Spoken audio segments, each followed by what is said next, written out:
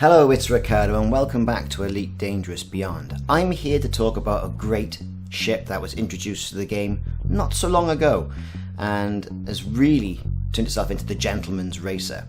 The Mamba by Zorgen Peterson. Now, the Mamba is quintessential for certain items. We know it's a very powerful ship once you engineer it. We know, in fact, it's really quick. So we've got the speed. It's a luxurious and nice looking ship. It really has that level of design and, shall we say, finesse. But what's it like in the real world? Well, with the modern advances of 3D printing and the fact that I've got a 3D printer, and those of you who watch the channel know that I'm printing Vincent from the Black Hole, will know that 3D printing is now a new passion of mine. Well, going on to certain sites on the internet, you're able to download, and these are all down under the Creative Commons and License to Thrill that Frontier has issued, the models of the certain ships from Elite Dangerous, and most of them are there, if not all of them are there. Now, the site I'm talking about is Thingiverse. Now, Thingiverse is a great site for all sorts of models from every genre, whether it's you want to print a cup or whether you print out a ship, the Mamba from Elite Dangerous. This particular model here from this creator is a really good example of the ship. He's included some screenshots from the game and he's put all three segments of the ship, which is going to be easier for printing. Now, it is quite a good model. The 3D printer I've got is this Creality CR10S4, which has got a 400 by 400 by 400 build plate. Now, that means I could print this ship out huge, but I'm not going to print it out huge just yet. I'm going to print it out as enabled, as defined, and see how that goes. Now, I say the creator of this file has put it into 3 convenient shaped modules. This will reduce the amount of supports and material used in creating it. We see you've got the front, the middle and the back section where the engines live, and we've got 4 little pins that will help to keep it all aligned and when we glue it together and put it together. So when you get the file, if you want to print these out bigger and individually, you're going to have to put them into a program like 3D Builder and then segment them out. It's not going to be too difficult to do that.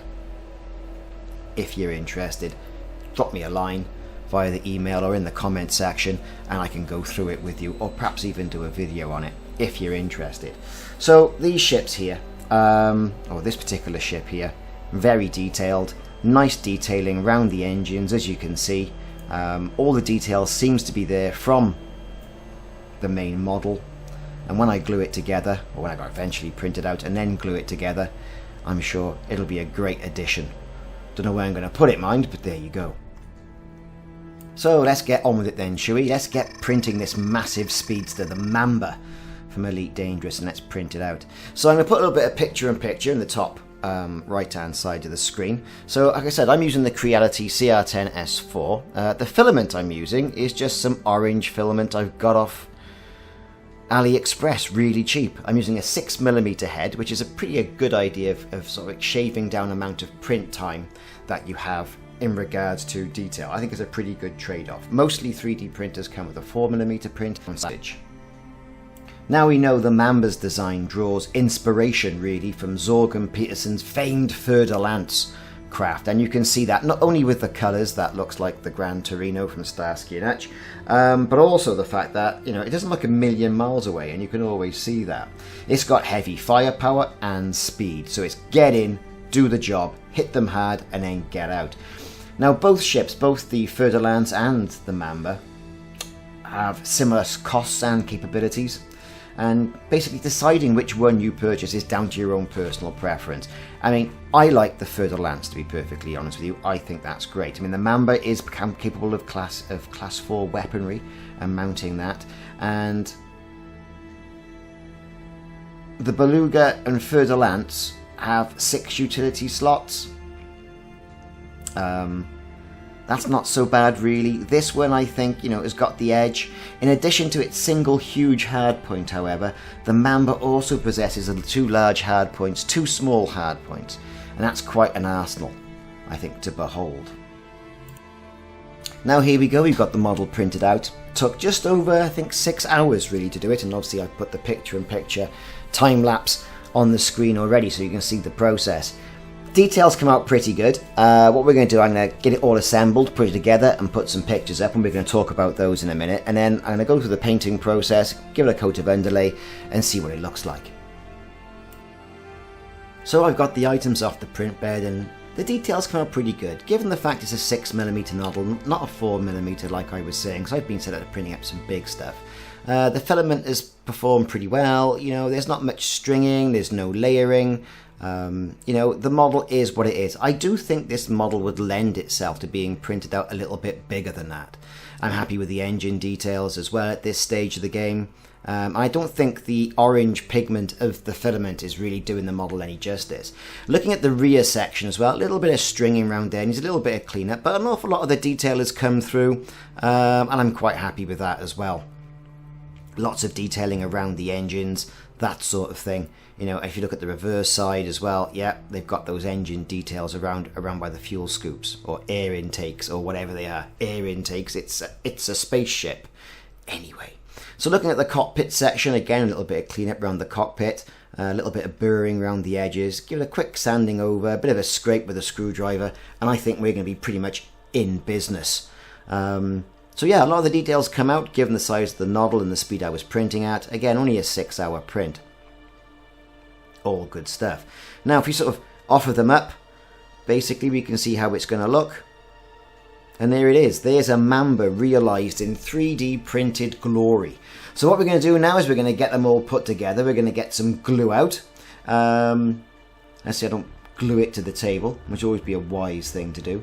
So I got some rigid plastic glue. Got it from the cheap shop, who cares. I'm going to put a little bit of glue on it, just to keep it in place. Not going to need loads of glue. This stuff bonds together pretty well anyway. Just in the middle, in the section. A little bit either sides and round the pins. And then we'll offer up the front section, the cockpit section to it. And when that dries, then I'll think about adding the engines. So using a bit of gravity, I can then put it all together, get those pins in as well. There's the pin going in, and then I'll put it in the base instead. And offer it up slowly, gently, ease it into place.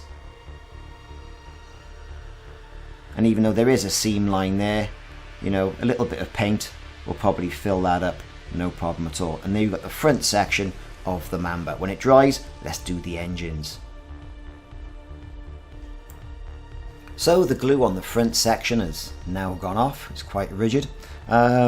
That one line might need a little bit of filling, a bit of burring there as well, a little bit more additional cleanup, but now it's in one piece. You can certainly see what it's all about. Now to connect the engine section on the rear of the ship. Now the pins aren't that big, but I think they're just big enough to fit into the holes that have been provided, just to provide a bit of a guideline as well. So they'll go in there, no problem at all, and all the detail lines up. Just got to be careful of that rear fin. So we're going to go ahead, get some glue on, and then think about how we're going to use gravity to hold it in place. I mean, the going off time, the set time of this is quite short, so I'll just hold it in place till it becomes tacky and then invert it. So we've got some glue on the pieces, in it goes. Going to hold it in place. Thankfully the front of the ship hasn't fallen off. It's always a wise thing. And I put the other section in. And the whole model upended. And got a little bit oozing there from the glue to clear that up. But so far, quite happy with it for a quick print. So, using a bit of ingenuity and the tops off spray cans, that's how I'm going to place the Mamba.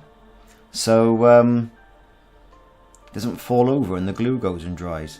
Just going to use a little bit of plastic that I've got knocking about to get that oozing off. And now it's off to give it a coat of Undercoat. Now with the model completely together, we can see it's definitely starting to take shape, and with a bit of undercoat it certainly has helped bring out some of the details, but it's also brought out the 3 lovely Briggs seams in the middle of the model. I do think some of this model would lend itself to being printed bigger, and perhaps in 2 pieces as opposed to 3. Some filler in with some wood filler. I think our light sanding would get rid of a lot of that seam as well, or perhaps even some putty, some of that milli put as well. But with it painted red, you know, you can definitely tell what it is, but that seam is a definite thing to get a bit of filling in, and then a light sanding. Anyway, so there you go. That's me printing the Mamba, the Zorgon Peterson Mamba from Elite Dangerous on my CR10 S4. Not so bad. Like I say, it would lend itself to a bigger print, and also that seam is a bit of an issue.